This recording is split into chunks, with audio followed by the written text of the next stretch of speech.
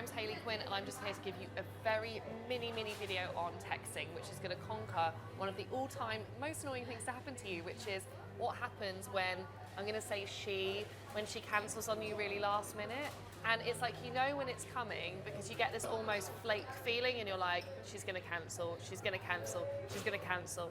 Then you get the message and you know what, she's overwhelmed at work, she's stressed out, she got her plans and her times mixed up, she just can't fit it in, and you can tell that she's trying to be super nice, but she's also massively cancelling on you, and you felt it coming because you sense her uncertainty.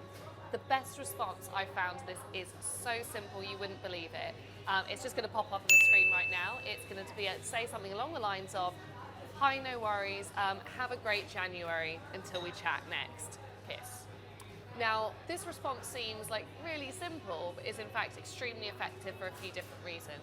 First of all, you're not showing that you're really all that bothered. And to be honest, you shouldn't be, because if you haven't known someone that well and you're just in those early phases of dating, though it's really hard, it's important to emotionally hold back until you get to know a person better, because right now, she's just somebody that you've met. So if she cancels, it's like annoying, but it's not devastating.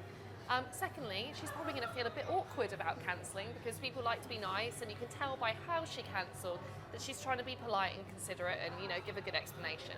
So because of that, by saying no worries and being nonchalant about it, you're actually going to make her feel better, and then she won't feel weird about communicating with you again because you haven't burnt the bridge. Thirdly, saying have a great January or have a great February or whatever the month of the year it is when you're watching this video until we chat next, assumes that there's going to be more conversation in the future. So you're not choosing to view it as a rejection or her not being into you. Instead, you're being utterly relaxed and super cool about it. Now, here's the real good bit as well. If you've been texting a lot and enjoying each other's company, she cancels and suddenly you go, you know what, no worries, we'll chat again another time. And then, you know what you do with your communication? You zip it. You don't say anything else. And that is because instinctually, if someone cancels last minute, I bet they're not 100% sure about their decision. Human emotions change all the time. People doubt their decision-making process. So if she suddenly cancelled on you, I think, or if he has suddenly cancelled on you, I think the chances of them being certain that decision are slim. So at that point, instead of trying to convince them to go out with you again or asking them why or arranging to meet earlier, stuff all of that, just leave it. And when you leave it, people have to start questioning their own decisions and their own thought processes. And I always think what goes up must come down. So if someone's gone, whoop, I'm not that interested in seeing somebody right now, it's kind of freaking me out, that they're just at this high point of tension here. And at some point, they're going to go back around to this decision and they'll think, actually, maybe I called time on that person. Maybe I should have gone out to see them.